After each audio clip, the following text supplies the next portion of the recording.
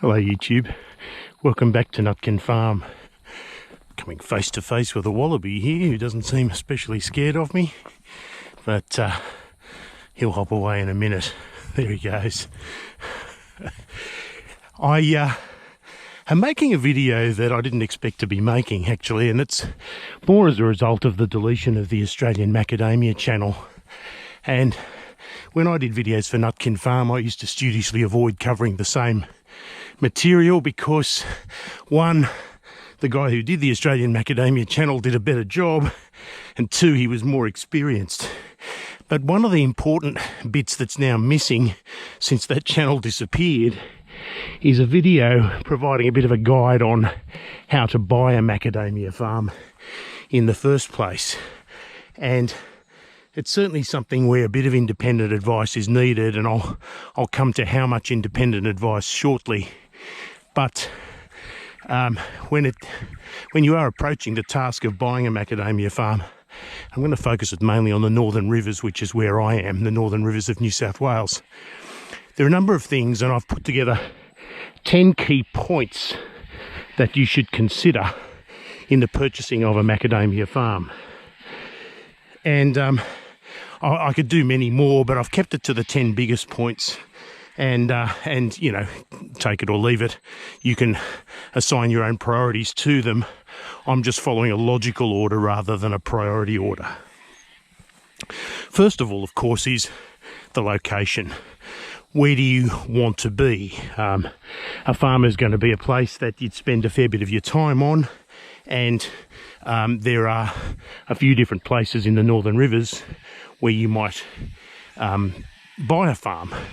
I've divided them into 3 logical areas from north to south.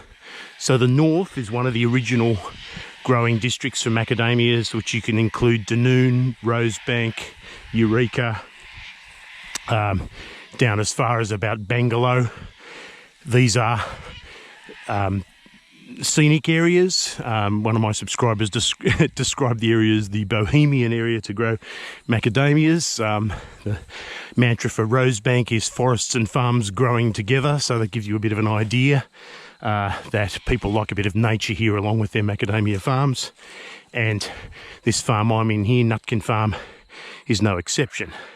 As you can see, it's also quite scenic. You have beautiful views off in the distance and bits of rainforest plonked around in amongst the agriculture, and that's great.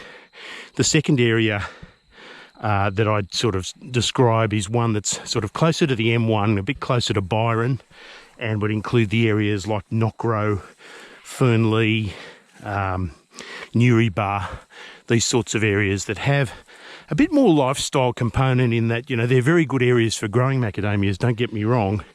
But they're also quite close to the sea, so if you like a beach lifestyle or easy accessibility to the airports of Ballina and the Gold Coast, you want to be sort of nearish the main north-south highway going through the area, and that is a consideration for many, and it's also the reason why the prices there are very expensive, particularly around that Newrybar area. But you could almost sort of, I think someone once described it as the Mossman. If you're in a Sydney sider, you'll understand what I mean. It's the sort of wealthy area. And then the third area, moving south from there, is what I'd call the Alstonville Plateau, which is much more serious about farming, has a great many more farms by sort of numerically, and certainly by numbers of planted hectares. In those sorts of regions, you'll find sometimes wall-to-wall macadamia farms, not terribly much nature in between, but the whole landscape is relatively flatter. It's still very beautiful, but it's very much not so much monoculture. There's some cattle in there somewhere too, but it's really more strict macadamia farming, and they're more serious macadamia farms, often quite large farms as well. So those are the sort of 3 areas. Now in Australia you can also farm, and in fact most of the farming land in Australia is in the Bundaberg area, which is quite different. Again, I can't show you that, and I also haven't been there personally, so I can't describe that. One of the big differences between all of these areas is rainfall. Last year was an extreme year, but it's sort of the stats are worth quoting at you to show you relative differences. Up here in the north of the Northern Rivers, up in the hills, in Rosebank, we got 3,958 millimetres of rain in 2022. In fact, further up in Rosebank, there's another BOM station that came in over 4,000 millimetres at Upper Coopers Creek. Alstonville came in at just on 3,000 millimetres, so it's 1,000 millimetres less. Whereas Bundaberg in Queensland, where you often have to irrigate your macadamia farms, had 1,425 millimetres. It's typically more about 1,000 millimetres a year and needs some supplementation in order to grow the thirsty crop, that is macadamia nuts. So choose the location you want, and I guess the best way to do it is go see the farms at the locations and see what you like. One of the big differences between the areas is slope. Now, obviously in the hills you're going to get more slopes. That's a truism. And down in the Alstonville Plateau, for example, you'll get more flat or at most undulating land, which is certainly easier to plant, a bit easier to maintain. But, you know, each comes with its pluses and minuses. The pluses of slopes is that, apart from being a macadamia's sort of natural tendency to grow on slopes in the wild, is that you get beautiful views like these. When you're on flat land, all you tend to see is your own trees. And that's nice. I mean, macadamia trees are nice, but it can get a bit samey, and a bit of an outlook is a joyous thing to come up and view each time. The other thing about slopes, though, is certainly in wet weather, and we're talking about most of autumn, slopey ground is definitely harder and a little more dangerous to manage with machinery, because the red soil of the Northern Rivers, while it's crumbly and crystalline when dry, can become awfully slippery clay when it gets wet.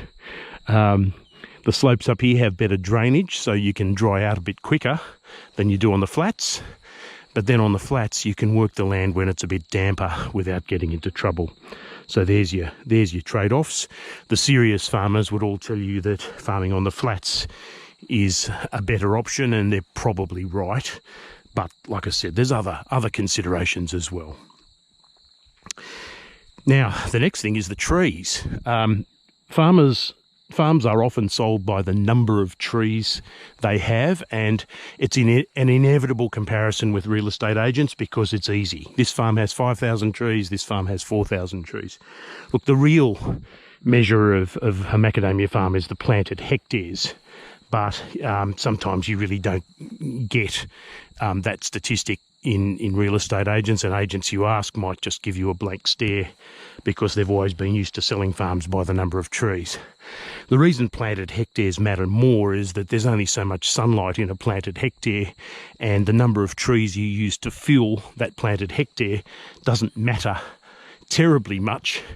And in fact, when you've got old tall trees like this, it can mean that the farm is overdue for rehabilitation, and that really you need to do some work restoring sunlight to some of the trees, because without sufficient sun you won't get much of a crop. And that's certainly the case with my old blocks of trees here. So one thing to bear in mind when you are shopping for a macadamia farm is that if it's full of old trees like these, you may need to make sure you buy the farm with a bit of extra money so that you can do that rehab, because if you stretch to your last dollar, you might be stuck with a farm that you can do no real good to in terms of restoring its productive capacity, and you can end up in a little bit of a vicious circle. So that's the point about the trees. Now, under the trees, of course, is the ground that the trees operate on. Now, in a good farm, and we're talking here best practice and obviously things that are recommended by the Australian Macadamia Society and agronomists, in a good farm, you wouldn't have this. You wouldn't have bare ground underneath the trees where there's deep shade and not enough for even weeds to grow. The only things that are growing here are little seedling macadamia trees that have dropped from old nuts. You wouldn't have that in an ideal farm, because what happens when the rain comes is that there's nothing to hold the soil in place. You end up with erosion, and then the consequence of that is root exposure, like you see here.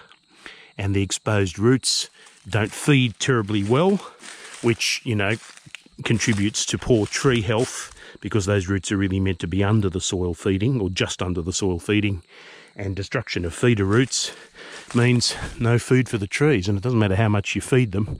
If the roots aren't functioning, they're not going to pick it up and reward you for the money that you're spending on feeding. So as much as possible, you don't want bare ground like this. It looks lower maintenance. In one way it is, because there's less mowing, but it's a long-term disaster for trees. And the aim, of course, is give the trees enough sunlight to produce, and give the ground enough sunlight to produce ground cover that holds your soil in place and actually puts something back into the soil, particularly if it's a legume ground cover. Okay, so those are the basic things to look for when you're looking through a macadamia farm. I've seen real estate agents discourage people from actually going in amongst the trees to look for things themselves, and I've seen purchasers very scared to actually look amongst the trees. They sort of hang out at the farmhouse and look at the trees from a distance. Don't do that. Go in and look at the trees. It's hard with an untrained eye to see what a healthy tree is and what one isn't. These trees might look quite healthy to you if you're just approaching this exercise for the first time. I can tell you that in large part they're not, because they're struggling for sunlight. The ones near the driveway here aren't, so, you know, but once you go into the block a little bit, you start seeing trees where all the growth is at the top. And that's the sign that the farm needs rehab. It's not a sign that you don't buy the farm, but it is a sign that work needs to be done, because buying a macadamia farm is a little bit like buying a used car. You know, there's often work to do, and often something that's wrong, and you have to make up your mind whether you're going to live with what's wrong or try and fix what's wrong. And exactly like a used car, work out whether it's worth spending the money to fix what's wrong as opposed to doing something else.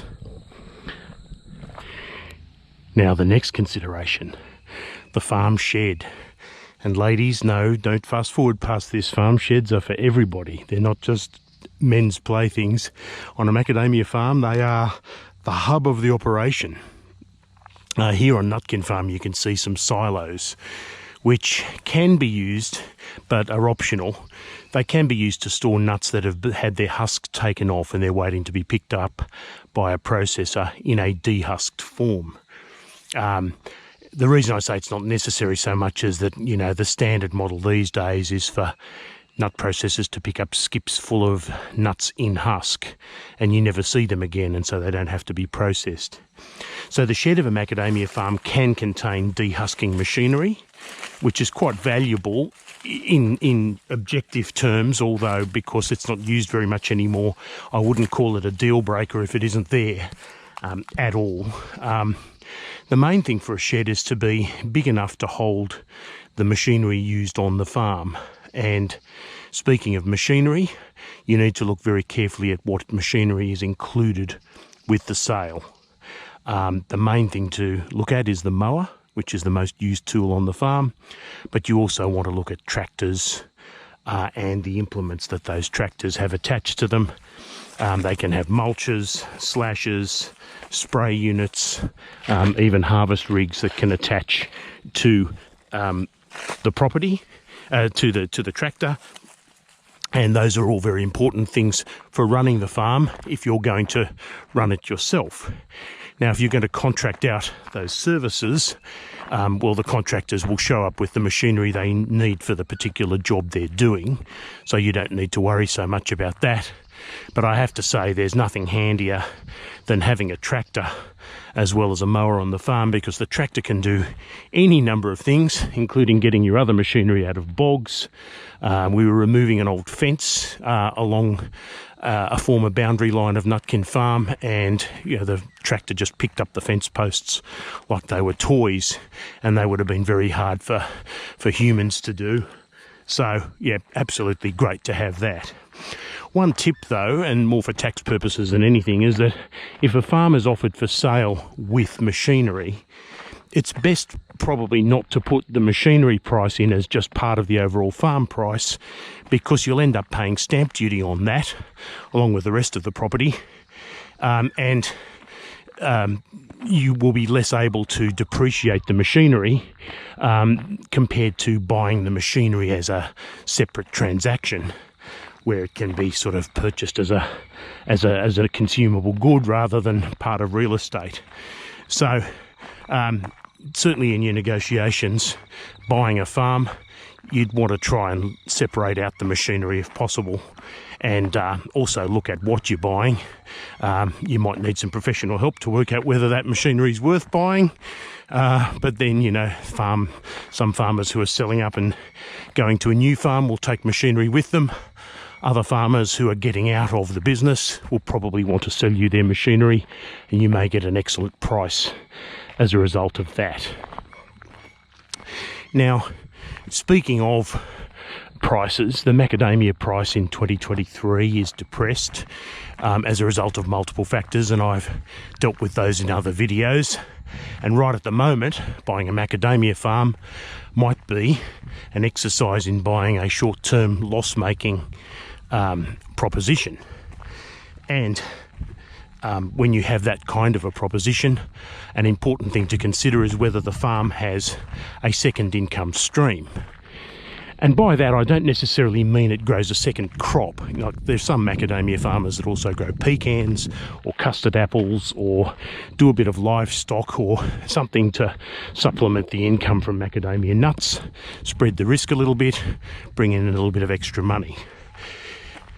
That's fine, although bear in mind that, for each crop that you grow, it has its own timetables, feeding requirements, agriculture requirements that will take up your time. So doing one crop can be time consuming, doing two crops can be very, very time consuming, and it then becomes a function of how much time you have available to spend on the joys of farming.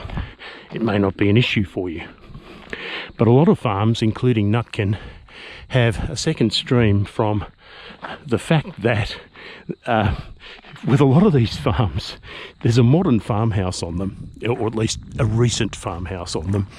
But instead of knocking down the old house, they just built a new one somewhere else on the property. And you've got to make sure that those were council approved. But so long as it's council approved, what ends up happening is that you have the main farmhouse for yourself, but the remaining ones can be rented out or Airbnb'd. Now, I'm lucky enough to have two of those residences on Nutkin and some long-term tenants who are my eyes and ears on the property, and that works out absolutely fantastic for me.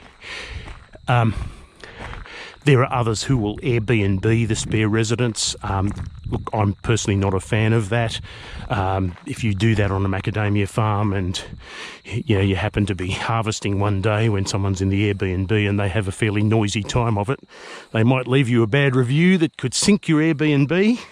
The other concern around here is that there's so many people Airbnbing their second or third homes on the property that there's no rental accommodation for people who need to live and work in the Northern Rivers, and there's a real crisis of accommodation on that's continuing, partly because Lismore was wiped out in the floods, but even in general there's a shortage of accommodation around the Northern Rivers that was there even before the floods. But look, it's a valuable second stream of income if the farm has a second house, and you'd be surprised at the number of them that do. Okay, moving on. Spare space. And look, I was lucky in Nutkin to get a whole separate paddock that hadn't even been cultivated, and so I've started planting that out with macadamias. I've only planted about an eighth of it so far, so there's a fair bit more to go with. But most farms won't have a spare paddock. That's sort of excessive, but there are some farms that are so full of macadamia trees that there's no room to do anything else. And by that, I mean, you know, for example, this space here near the driveway of Nutkin Farm, I used that to dump 30 odd tonnes of lime that was delivered by truck, and then contractors arrived and were able to spread it. I've got another platform further down the driveway where, you know, you can put skip bins down and it's nice and central to all the trees so that the harvesters can come and go on that flat platform and put the nuts in. And there's other scratch space as well. You might want a burn pile to burn off dead limbs. You might want a compost pile to make your own compost out of macadamia husks and other things that get delivered. To have that spare space is a real boon on so many levels, because it just means you can do more with the property and with the farm itself. You've got those better options than just having to try and find some spare space between rows of trees, as is the case in some, you know, particularly down in the Alstonville Plateau, and also in places at Dunoon where they really planted every spare space with a tree, in some cases in ridiculous circumstances. So yeah, look for some free space. Don't necessarily think you're going to fill it up with something. Scratch space is important on a macadamia farm as well. Next up, water. And now I'm just showing off. But it's an important consideration as to whether a macadamia farm has a source of water other than the rain that it can count on for tasks like spraying, liquid feeding, or you know, those sorts of things in a macadamia farm. Even if you have a contract sprayer, they need water when they come to your place. They don't bring the water with them. You have to supply it to them, and you need a source of relatively clean water. Often in the northern rivers, that's a bore, particularly down in the Alstonville Plateau. But many places are lucky enough to have a natural body of water like this, or at least a permanent stream with a few pools, or access to a local creek. I've also got a river frontage down on Cooper's Creek, which is one of the boundaries to Nutkin Farm. This particular dam is fed by 2 permanent streams of volcanic water, which is drinkable. And so even in the middle of drought, it's full, and there's a waterfall further down there that's always flowing and making a lovely noise. But, you know, thanks to a pumping arrangement, I can pump that water up to a tank further up, and that's where we can get some decent water to supply contractors with for things like spraying. Again, not a deal breaker, and some farms get away with it by having many water tanks that sort of link in with each other. And sure, that does work up to a point, but make sure that the farm does have a supply of water, whether it be bore, extra tanks, or access to a natural source, because your macadamias are going to need that in some form. And bear in mind that it's not always for irrigation. In the northern rivers, you don't really need to irrigate. It's just for those other purposes. So now we've covered off on the things that you as a potential farm purchaser can see for yourself, because these are the obvious things that, you know, a real estate agent can tell you about, but you can also go and inspect for yourself. Now we have to get into more the nitty-gritty of farm viability, and for that you do need some help.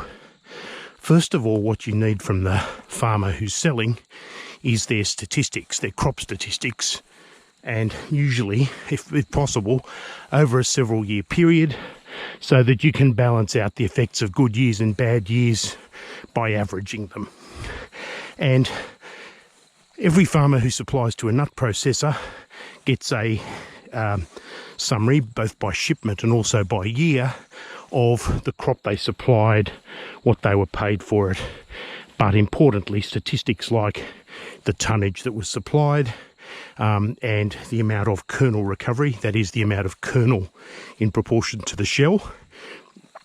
Those two things are the main factors on which a crop is paid. So, you know, not just the raw tonnage of nuts, but, you know, what the tonnage of good nuts was and how much of the percent of that was kernel. The industry standard is 33%, but depending on the kinds of varieties grown in that orchard, it can go upwards and downwards from that. Now, having got those statistics, you're not meant to be an expert in how they read. I mean, you can compare them with one farm to another if you have a choice of farms, and you can certainly work out for yourself if a farm crops 50 tonnes, or if a real estate agent's saying it's a 50-tonne farm, and you can look at the stats and, you know, say, hang on, it only did 50 tonnes one year, the rest of the time it did 20 tonnes. You can work all that out, but it's at that point you do need some professional assistance.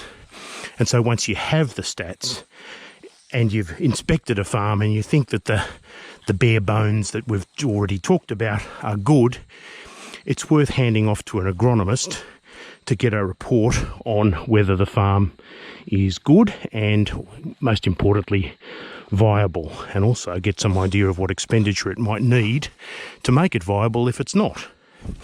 So those statistics can be read by an expert, but the expert would ordinarily need to come out to the farm, have a look, particularly at the varieties that are being grown on the farm, but also the health. You know, so the agronomist is going to look at many of the things we've already discussed in terms of tree height, space between the rows, whether there's sunlight getting into the ground, whether there's ground cover, whether there's erosion, all those sorts of things.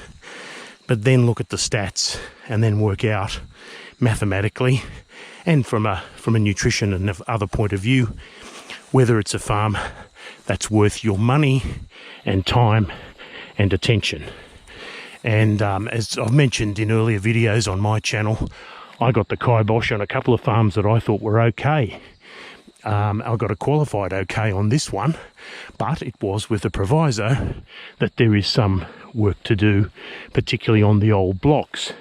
The advice turned out to be entirely true, and I went into it with my eyes open, and it was a very valuable report that I got that sort of gave me some expectations on when I might be able to turn things around and make a profit from a farm which in this case hadn't been conventionally farmed for some years before I bought it.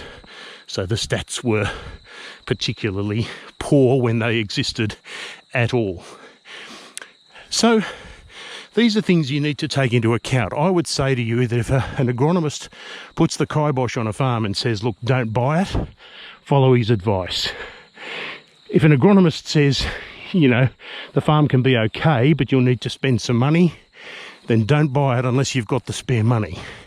If you do have the spare money, you can then look at more emotional factors, such as whether you're in love with the place and then and the area, and see if you then want to commit on that level. So, and also, look, there are real estate agents in the Northern Rivers area who can claim a lot of expertise themselves. I know one agent who claims they were once a member of the Australian Macadamia Society board. I've never checked if that's true. I'm sure it is. I've got another one who says he grew up on macadamia farms all his childhood, doing work for macadamia farmers. I've got one who says he sets up macadamia farmers, imports tractors, has all these other macadamia businesses on the side. It all sounds very impressive, but at the end of the day, these people are real estate agents, and when they're dealing with you, they're real estate agents first and foremost. Their expertise may be relevant on one level, but you need to hear the bad news as well as the good news, and the bad news is something only an independent expert will give you. So when approaching the task of a macadamia farm, bear in mind those 10 points. Look at the bones of the place. Has it got a decent shed? Is there a bit of spare space to work with? You know, what are the trees like in terms of, you know, ground cover, root exposure, the height of them? And then, you know, what are the statistics like? And then, you know, once it gets past those tests with you, then see if it's worth handing to an agronomist to get that professional assistance before you go in. And with an agronomist report, I can tell you from personal experience, it is great ammunition in a negotiation situation, particularly if you're buying a farm that does need work, because they will almost always be sold to you as something that doesn't need that work. And by correcting them on that, you can definitely drive a harder bargain. In my case, I bought Nutkin Farm for pretty much what it had been sold for 12 years earlier, which is unheard of in this area. But that's sort of a indication of how far the farm had been let go by the previous owner, despite the best of intentions from him. So guys, that's my guide to buying a macadamia farm in the Northern Rivers. I hope it helps somebody. By all means, if you have some tips to add, contribute to this video by making a comment below, and other people then might be able to read it and benefit from your wisdom as well as mine. Thank you for watching. I'll catch you again soon.